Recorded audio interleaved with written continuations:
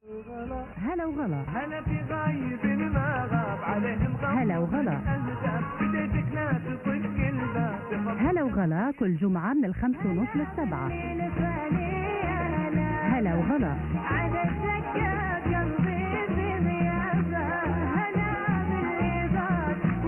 هلا وغلا،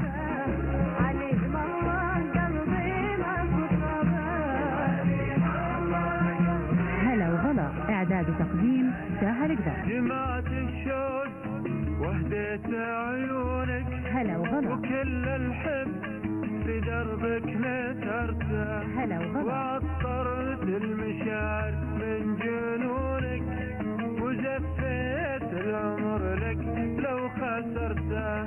جمعت الشوق وهديت عيونك، هلا وغلا، وكل الحب في دربك نثرته، وعطرت المشاعر من جنونك، وزفيت العمر لك لو خسرته.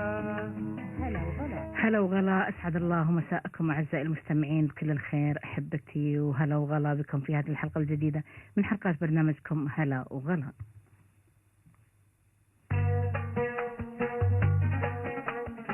مستعد أخسر حياتي واخسر الدنيا عشانك، مستعد أخسر حياتي. معنا الليلة من المراقبة الرئيسية الزميل سعيد حماد، من التنفيذ الهندسي الزميل رامي الصرايرة. كل ما احتجت لحنانك كيف ما أعتب عليك، وأنا روحي في يديك، أعشقك والله وأبيك، وانت في قلبي مكانك. غالي لو عنك بعدوني، واغلى والله من عيوني، فيك ما خابت ظنوني، وقلبي لو الهام صانك. لو يزيدون الكلام أو يريدون الخصام، في عيوني لك غرام، وفي يدي تلقى أمانك. لا تقول إن الليالي فرقت غالي وغالي، وافي وقلبك وفالي، لو تنكرت لك زمانك.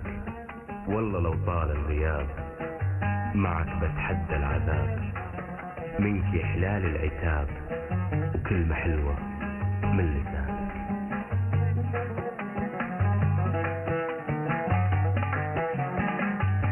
نستعد أخسر حياتي، نستعد أخسر حياتي، أخسر الدنيا عشانك، أخسر الدنيا عشانك.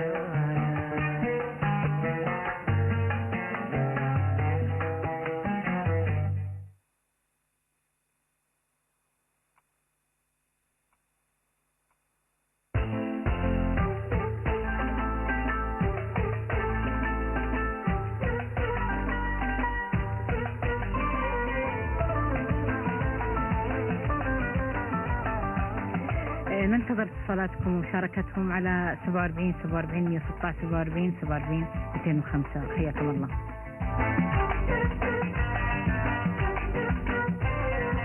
حسنت يا صاحبي من تبع على خاطري، حسنت يا صاحبي من تبع على خاطري، من يوم سافرت ما تنشد عن اخباري، من يوم سافرت ما تنشد عن اخباري. اشهد الله بدونك ضايق صدري، اشهد الله بدونك ضايق صدري، بس قلبي لا من جابك الطاري، بس قلبي لا من جابك الطاري. حتى انت يا صاحبي ما انتب على خبري، من يوم سافرت ما تنشد عن اخبار. الشاهد الله بدونك ضايق صدري، ويفز قلبي الى من جابك الطاري. يا من علشان حبك بعتنا عمري، من وهج الشوق جيت لشوفتك ساري. اسوق عمري غلا يوم الغلا مشري، وابيع كل البشر واصير لك شاري. يا واحد الشعر ليت اللي نسى شعري، يدري ان صوته رفيقي دوم بس فاضي.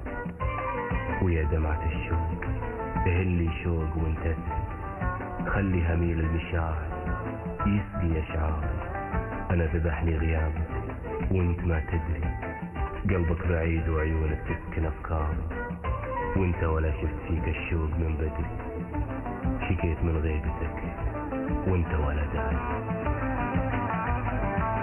أنا ذبحني غيابك وانت ما تدري، قلبك بعيد وعيونك تسكن أفكاري، وانت ولا شفت فيك الشوق من بدري، شكيت من غيبتك وانت ولا داري.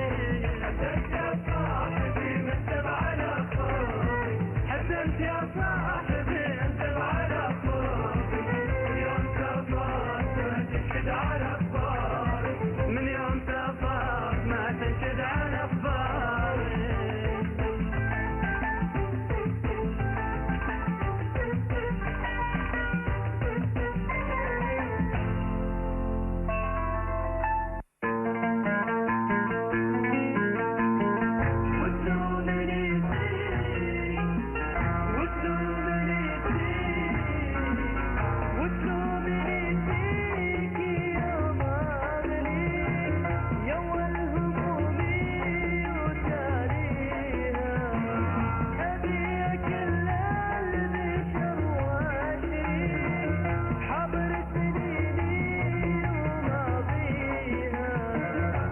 وتلومني فيك يوم أغليك، يول همومي وتاليها، أبيع كل البشر وشريك بحاضر سنيني وماضيها. يا غايب صرت أفكر فيك، يغلى جروحي ومشقيها، تطول بي حروتي واجيك، والرجل تسبق خطاويها. اطلب عيوني وانا بعطيك، تستاهل الروح واهديها، إشارة من نظر عينيك أجيبها لك ووديها. هلا وغلا أعزائي المستمعين فيكم مرة ثانية، ونرحب فيكم بضيفنا الليلة. ضيفنا هذا المساء شاعر خلوق، شاعر كبير استطاع أن يحفر له اسم كبير في ذاكرة الشعر وفي ذاكرة الأدب. شاعر محاورة من الطراز الأول، حاور الكثير من كبار شعراء المحاورة، وكان دائما في الصفوف الأولى دائما. هو رئيس ملتقى ابن جفين للأدب والثقافة. ضيفنا الليلة نرحب وياكم فيه الشاعر ملفي بن جفين الميزاني المطيري. نقول لك هلا وغلا خوي أبو تركي.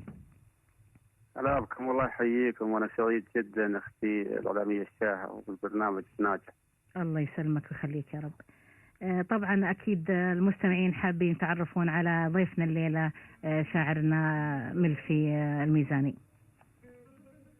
اخوكم الشاعر ملفي بن جفين الميزاني المطيري. حياك الله. الله يحييك ويبارك فيك. اخويا طبعا ابو تركي، انت رئيس ملتقى ابن جفين للادب والثقافه، تحدثنا شويه عن هذا الملتقى.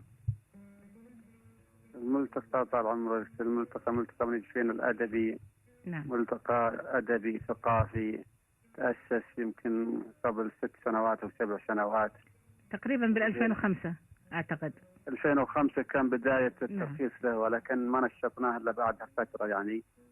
وكان بداياته على مستوى ملتقيات بسيطة، ملتقى تعارف، ملتقى كان منطقة محدودة يعني، ما كان منتشر. نعم كان منطقة محدودة، ولكن كل سنة يتطور وكل سنة يضاف لها أعضاء، وكل سنة وإن شاء الله من تطور في تطور بإذن الله العزيز. إن شاء الله. ما شاء الله عليكم، دائما أنت دائما متطورين إن شاء الله. الله يعطيكم العافية، احنا نسعى إلى خدمة الله يخليك الأدب. الله يسلمك أخوي، والله يوفقنا احنا وياكم. آمين يا رب. طبعا المعروف عن أبو تركي أنك كنت شاعر محاورة ومن الطراز الأول، وما شاء الله عليك حاورت الكثير من شعراء الساحة الشعبية في المملكة العربية السعودية وخارجها. تحدثنا شوية عن هذا الشعر، شعر محاورة. يمكن مستمعينا بالأردن لأنه غير موجود شعر المحاورة، حابين يعرفون شوية عن هذا الشعر. والله الشعر المحاورة أنتم كبرتوني شوي، أنا من أوسط شعراء المحاورة. لا ما شاء الله عليك. أي لكن فيها الشعراء أقدم مني وأعرف مني، وهذا طال عمرك نوع من أنواع الفنون الأدبية الأصيلة في المملكة في الخليج. صحيح. ومتعارف على المحاورة يعني موجودة ولا زالت موجودة، ولا يمكن تروح المحاورة الشعرية. أكيد. يعني أنت تعتبر شاعر محاور وليس شاعر نظم.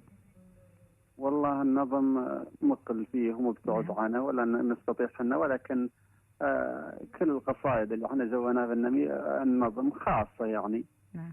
موجهة الناس، فلا نستطيع يعني يعني ما نقدر نسمع منك قصيدة من قصائد النظم؟ لا ممكن، بس عادي يعني أنا أقول لك ماني بشاعر النظم اللي شعراء النظم لهم دورهم، شعراء المحاورة لهم دورهم. ففي شعراء جامعين الثنتين الله يزيدهم. صحيح. يقول الشاعر اللي كل ما يكتب إبداع، ودك تصير من أول متابعينه، لأنه يجيب أفكار ويعالج أوضاع، صح الله لسانه وتسلم يمينه، في الشعر وافي يوفي الصاع، والصاع اللي يجيب النادرات الثمينة، دايم سوق الجزل يشري ويبتاع، وفي باقي الأسواق ملد عينه، وليتكلم يطرب أذواقه واسماع، ويتعب على حبك البيوت المتين، الشاعر ولا يبحث وراء بعض الأطماع، وفكره على طرح المعاني الرزيلة، عز الله إني للسند صدق وذراع الله ينصر يا ابن الأجواد دين. الله الله، صح لسانك، وقصيدة رائعة صراحة. صح بدنكم، الله يعطيك العافية. الله يعافيك، رب يسلمك. متعارف عليه في المملكة العربية السعودية، ودائما يطلق عليك لقب الابن البار. تحدثنا عن هذا اللقب اللي يطلق عليك. اللقب هذا تو طلق عليه قبل فترة. نعم. والهدف انها تركز على الملتقى. الملتقى يقوم بجولات زيارات للمواطنين في بيوتهم ويدعو الى الالفه والمحبه ونبذ العنصريه ونبذ التطرف. فبهذا الجولات اطلق علينا ابناء هذا الوطن هذا اللقب، وانا افتخر فيه وكل مواطن يفتخر في هذا اللقب، وكلنا ان شاء الله ابناء وطن صارين باذن العز. وانت تستاهل صراحه. يسألون الطيب. الله يخليك. وانا اعرف انه في تكريم لك ان شاء الله الشهر القادم. تحدثنا شوي عن هذا التكريم وعن القائمين بهذا التكريم. والله التكريم فرض علي مثل ما تقول، وانا ماني براض عن التكريم لان فيها اقدر مني ويستحقون التكريم، ولكن من محبتهم الله يبيض وجيههم وكثر خيرهم، والقائم عليها مفتوح المجال لجميع ابناء الوطن. نعم. نرجع لشعر المحاورة، بما أنك شاعر محاورة دائما. برأيك أنت كشاعر ولك محاورات جميلة جدا وأنا اطلعت عليها، أي الأصعب على شاعر محاورة، أن يبدأ هو أو يبدأ الخصم؟ والله كل شاعر وله، إذا ما عندك أنك راسم هدف يعني من البداية، نعم. وعندك موضوع أنت بتبدأ به يعني، فإن أنه يكون في صعوبة أنك يعني تبدأ كذا بدون. أفضل أن يبدأ الخصم. هي قضية دفاع وهجوم. نعم، هو إنه معالجة موضوع أحداث وطنية، أحداث من المواضيع اللي تواجه مجتمعنا، فهو رسالة ما فيها صعوبة يعني إن شاء الله. لكن شعر المحاورة أصعب من النظم كثير لأنها نعم مباشر زي برنامجنا. هو مباشر. النظم طال عمر الشاعر يسوي قصيدته على كيفه، اليوم يومين شهر شهرين، يشيل البيت هذا يحط البيت هذا، فهو على راحته. لكن المحاورة وجه لوجه. صحيح. ومو أي شاعر يكون، يعني ممكن يكون شاعر مبدع بالنظم لكن لا يستطيع أن يكون شاعر محاورة. كثير. نعم. شعراء النظم ما شاء الله، في شعراء عمالقة ولا يقدر يجول البيتين في المحاورة. صحيح. في شعراء محاورة عمالقة ولا يكتب بيت واحد في النظم. هذه مواهب من العزيز. نعم.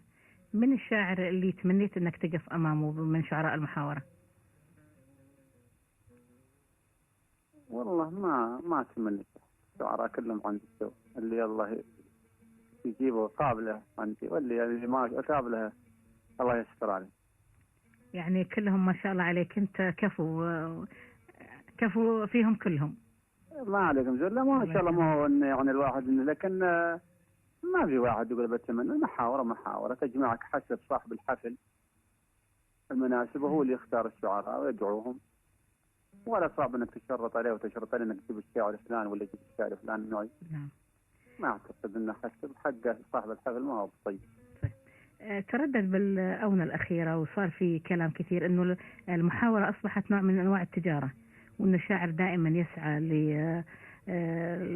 للهدف المادي أكثر من النوعية، يعني يقدم الكمية على النوعية دائما. ما هو بقصد التجارة، ولكن المحاورة فيها تعب، فيها صعوبة تنتقل من منطقة إلى منطقة. صحيح. يعني حتى المنطقة ما توفر فيها مطارات، يعني وما شاء الله مملكتنا الحبيبة والخليج مسافات، فهو مقابل أتعاب. يعني بروح المنطقة من جدة إلى الرياض، ومن الرياض إلى تبوك، مناطق ما هي بسيطة شابة.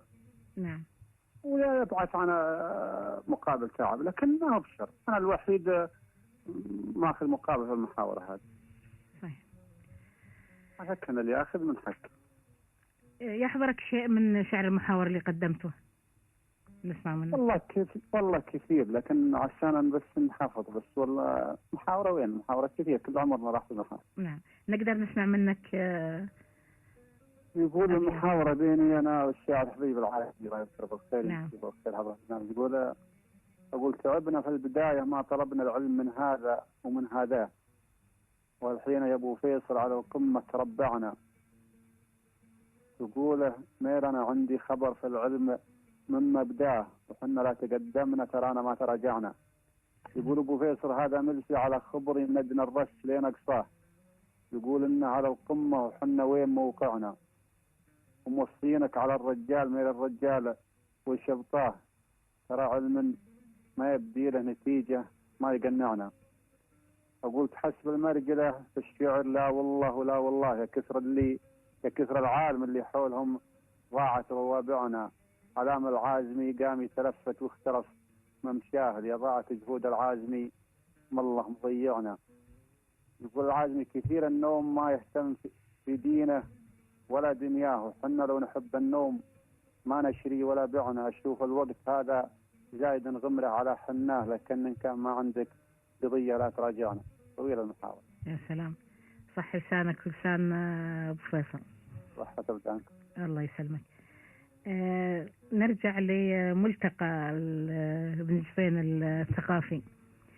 انتم سويتوا مسابقات، وكان في مسابقة نهاية السنة الماضية تقريبا بشهر 11 أو 12، وكانت مسابقة جميلة وفاز فيها الشاعر الكبير دحيم النومسي.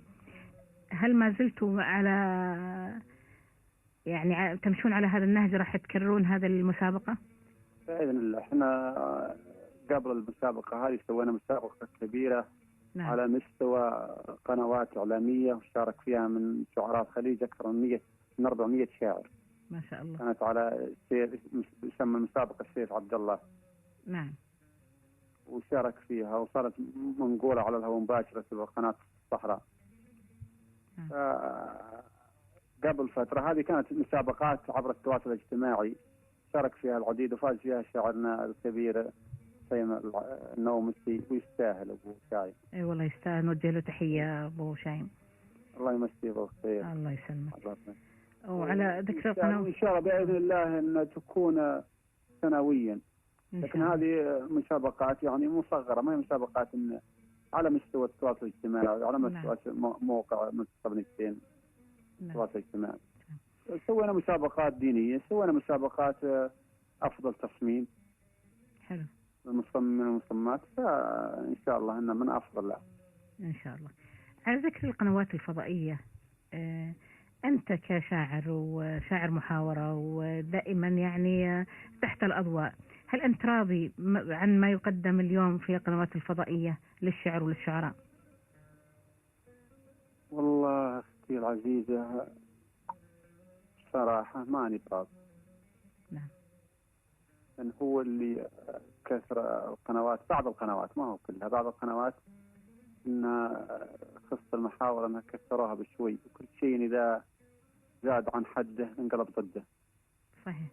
فكانت البرامج أول عبر التلفزيون، عبر كانت برامج محددة في الأسبوع أو في الشهر مرة مرتين، وكان لها طعم وكل نتشوق لها. ولكنها الحين 24 ساعة، حتى وانت تقوم تصلي صلاة الفجر تلقى بعض القنوات شغالة محاورة. بالفعل. فهنا صار فيه ملل حتى من الشاعر، من المتذوق، من فكل شيء ما كثر، ما أعتقد أنه مطلوب. يعني كثرة ما يقدم غطت على نوعية ما يقدم كمان. صحيح، هذا صحيح. نعم. ولكن إن شاء الله نقول ما الشعر نوع أصيل للعرب، ما راح ينتهي حتى ولو أنه ضعف شوي، لا بد. صحيح.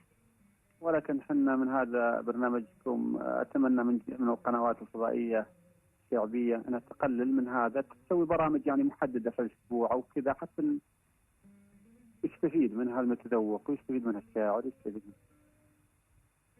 صحيح، على أساس ياخذ كل واحد ياخذ حقه. هذا الصحيح. نعم. كيف تشوف مستقبل شعر المحاورة بالمملكة الآن؟ شعر المحاورة ما مستقبله ثابت، ما راح لا راح يزود ولا راح إن شاء الله ينقص، ممكن إنه يضعف شوي ولكن يرجع. شعر المحاورة لأنه فن أصيل في مجتمعنا، ما حد راح يترك، ولكن دائم هذا هو أي شيء فترة ينام شوي وبعدين يصحي مرة ثانية. يعني في تأرجح ما بين القوة والضعف بفترات. ما هو بالضبط، ما ترجع للضعف يعني في قوة الشعر أو الشعراء، لا بالعكس، الشعراء في شعراء مبدعين وكل سنة يطلع لنا شعراء، لكن هو السبب يرجع للقنوات الفضائية، يعني يرجع للإعلام. نعم. هنا هي اللي مل الناس من كثرة لنا العرض. نعم. ولا هو موجود وكل زواجات أكثر، زواجات في السعودية أكثرها موجودة في المحاورة. صحيح. شبه ليلي، ما تلقى الحفلة في جنب الحفلة هذه فيها محاورة وهذه فيها محاورة، فلو ما له يعني جمهور ما صار كذا. أكيد هو شعر المحاورة يعني من نوع حماسي يعطي من نوع انه جديد يعني. صحيح. مولود اليوم، ما في يعني قصائد متكررة، يعني شعراء النظم وانا اجيبهم الحفلتي وامسيه الشعريه تلقى الشاعر يكرر قصائده اليوم وبكره في المناسبه اللي بعد بكره وبعد اسبوعين، يعني قليل انه يجيب قصيده جديده. لكن المحاورة لا. المحاورة مولدة اللحظة، وليدة اللحظة، وهذه نعم ما في شيء. هنا جماليتها تكمن. نعم. ولا قبل يومين ومحاورة تجيبها الليلة، لا ما في، هذا الشيء وجه الوجه. صحيح. وناخذ فاصل صغير نريحك فيه أبو تركي ونرجع لك ونسمع منك قصيدة إن شاء الله. طيب إن شاء الله.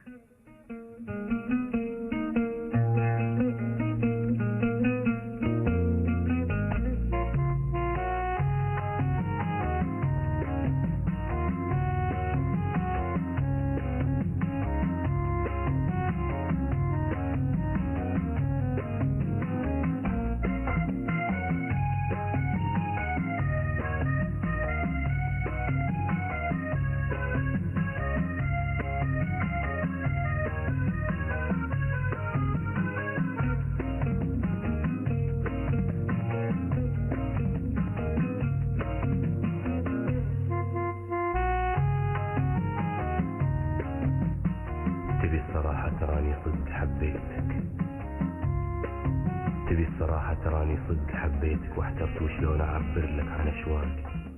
هلا وغلا، وما زلنا متواصلين معكم أعزائي المستمعين ومع برنامج هلا وغلا، ومع شاعرنا الليلة الشاعر المبدع الشاعر ملفي من جفين المطيري. وهلا وغلا فيك أبو تركي مرة ثانية.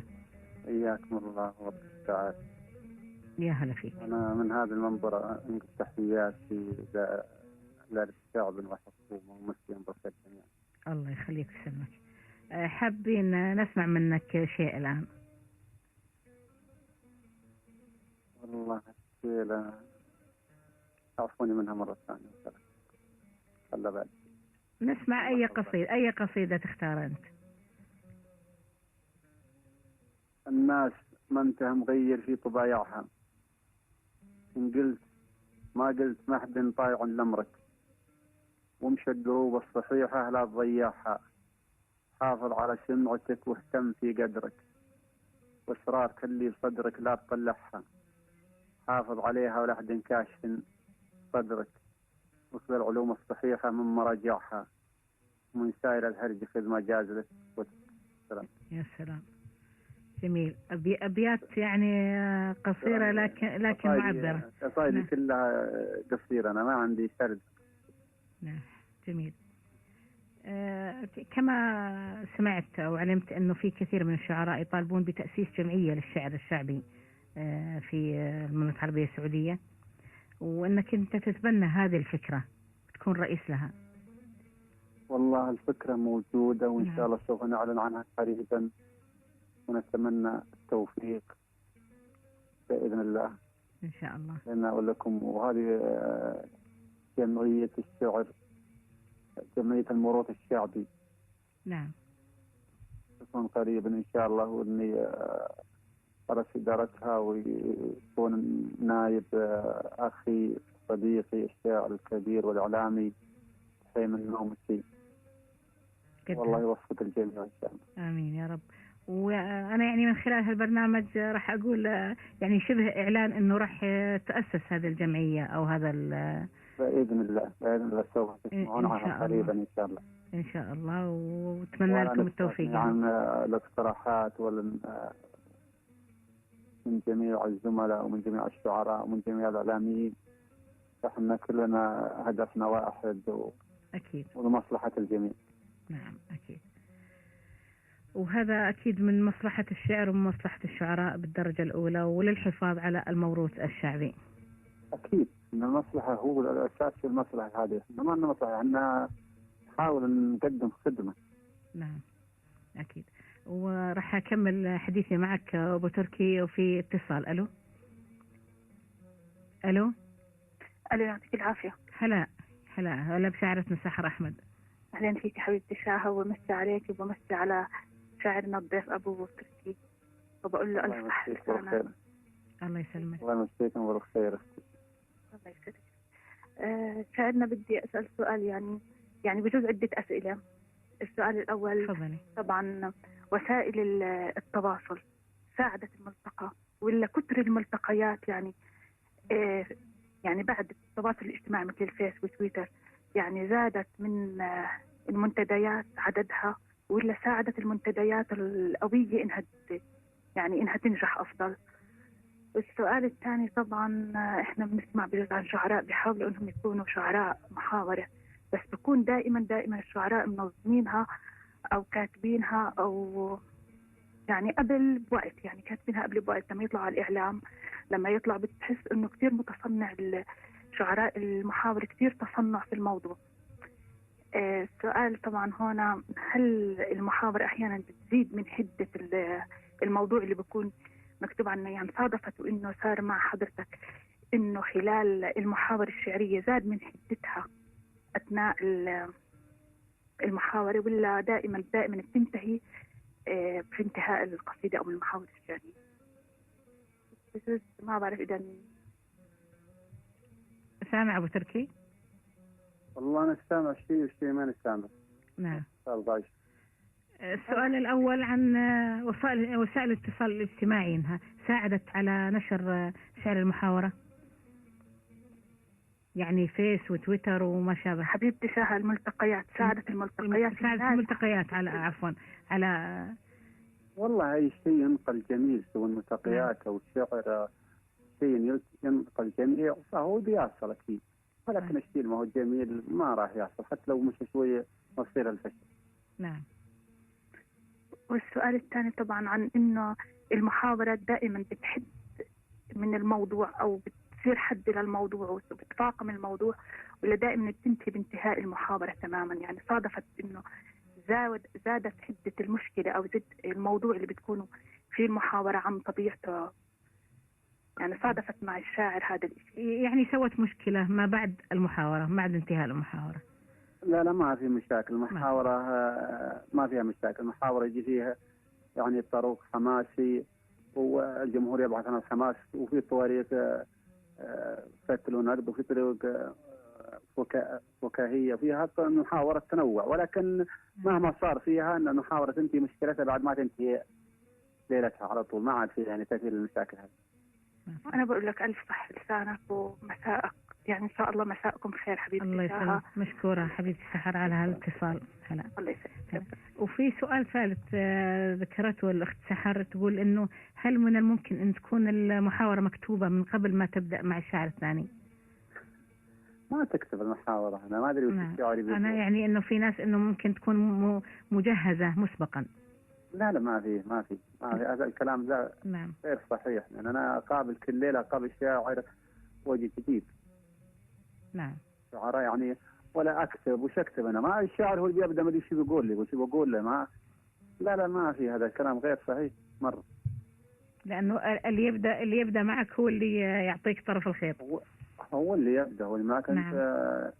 الشكل والنقد، هو اللي يبدأ وأنا أرد عليه، ومرة أبدأ أنا وهو يرد علي. ما في شيء مكتوب، المحاورة صعب إنك تكتب. صحيح. يقال إنه شعراء المحاورة هم أكثر ثراء من شعراء النظم، ما رأيك بهالمقولة؟ ترى إيش يعني، مال ولا شعر ولا مال. الله يرزقهم. امين ان شاء الله، الله يرزق الجميع ان شاء الله. لكن ما اعتقد ان شعراء النظم غلبوا علينا بالصراحه، صارت عندهم مسابقات قويه وجوائز. إيه. محاورة حتى صعب فيها المسابقات، صار فيها مسابقات وكذا، لكن صعب المحاورة يصير فيها مسابقات ولا رايح تنجح المسابقات نهائيا. اللهم تشجيع، بس ممكن تشجيع وانها ابراز مواهب جديده ممكن تستفيد منها، ولكن يعني انك، لان المحاورة صعبة والوقت ان يحطون 10 20 دقيقة او 10 دقائق صعبة جدا على الشعراء المحاورة. أكيد. ودائما شاعر المحاورة يتعب أكثر من شاعر النظم بصراحة، لأنه مثل ما قلت أنت القصيدة فورية، يعني عنده استعداد نفسي وعنده استعداد جسماني راح أنه يقف موقف المحاورة. لكن شاعر النظم يعني يكتب القصيدة على كيفه، ممكن يكتبها بشهر، ممكن يكتبها شهر، ممكن يكتبها في شهرين على مزاج. القصائد يمكن أنا أعرف شعراء يكتبونها ب 4 شهور 5 شهور، يعني نعم، قصيدة على مزاجه مثل ما كانت نوع بشرح. صحيح. ممكن يكتبونها في أسبوع، ممكن يكتبونها في يومين، لكن يعني على مزاجك. أكيد. حتى إنك تكتبها في يومين معك مجال، لكن المحاورة لا. نعم. المحاورة ما فيها مجال ولا شيء. صحيح. وحابين نسمع منك أبيات، لو أبيات تختارها لنا. جات محاورة ولا نظم ولا؟ والله أنت مخيرينك، يعني أنت اللي تختار. أنا بنتي لكم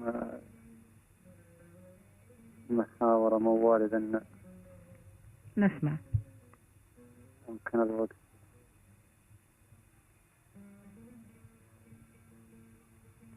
في معنا اتصال، ناخذ اتصال على بال ما يحضر عندك طيب. القصيدة. نقول ألو. ألو مساء الخير. يا هلا، مساء الورد. يعطيك العافية. يا هلا. ناشاها كيف؟ يا هلا يا هلا فيك. هلا بإعلامي أنا مد الله العيطان، حياك الله. كيف حالك؟ الله يعطيك العافية. الله أبو تركي مساك الله بالخير يا سيدي. الله يمسيك بالخير والنور، حياك الله. كيف الحال لك يا صديقي؟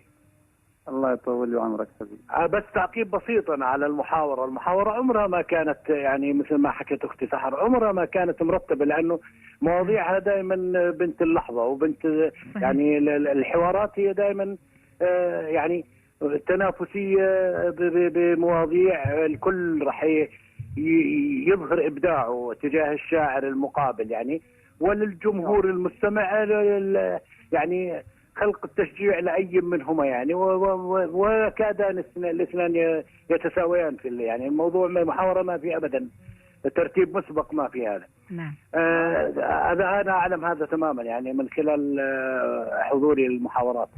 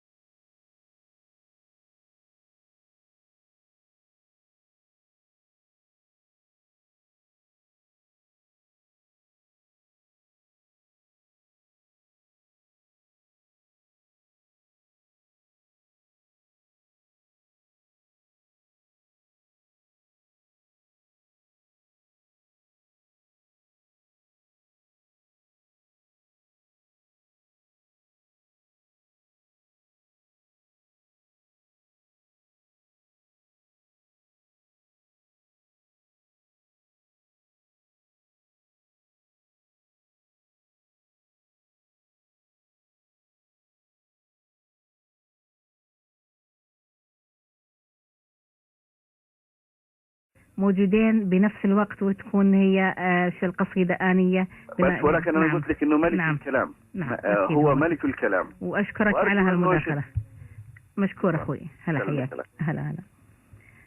طبعا أخ أبو تركي كان بودي إنه نسمع منك كلمة أخيرة منك لمستمعين. بعطيكم موال عشان الشباب يطلبونها في نعم. محاورة بيننا. الشاعر أبو زيد العتيبي الله يذكره بالخير يقول: تعال يا مل في ابن جفين مولها واعتبها اللي تبدى الخصم قابلها، وإن كان في خاطرك هالجامع يقلها، عزي لمن نجدة ما هي من ذراعه. أقول أنا خصيمك ترى يا مدور خصمك، كم ليلة في المواقف فارك خشمك، انظر لغيرك تراني ما التفت يمك، عزيل من نجدة ما هي من ذراعه. هذه من موالات المحاورة. صح لسانك ما قصرت، ونسمع منك كلمة أخيرة. على عدم الحفظ ترى والله إنه مقصود الوقت شوي. ما عليك ولا يهمك لكن آخر كلمة الله يعطيكم العافية. الله يعافيك ويسلمك. استمتعنا معكم وموفقين وبرنامج ناجح، وإن شاء الله لنا لقاء عندكم إن شاء الله. نطلعكم على نوع من المحاورة بإذن الله. حياك الله ومشكور. شاعرنا الليلة الشاعر ملفي بن جفين الميزان المطيري يقول لك هلا وغلا فيك. حياك الله ما قصرت. شكرا. يا هلا فيك. هلا.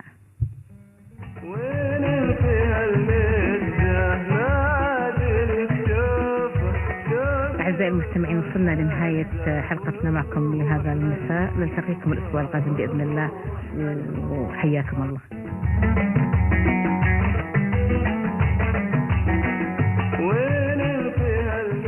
شكر لزميلي رامي الصرايرة اللي رافقني اليوم من الهندسة الإذاعية.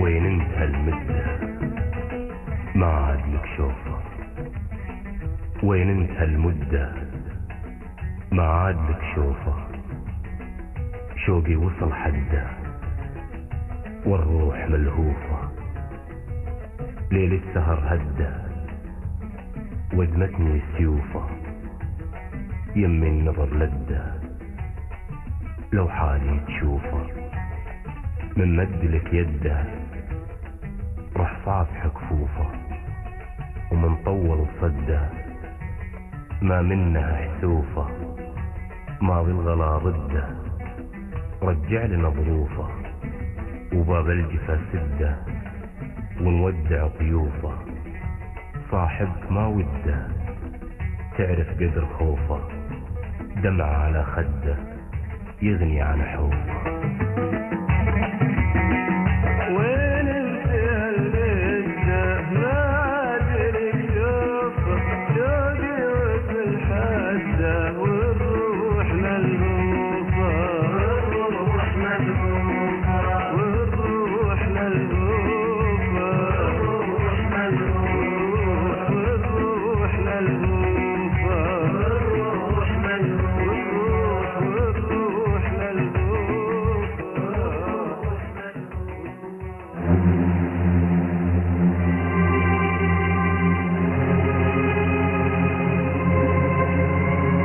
أغاني المساء من عمان FM.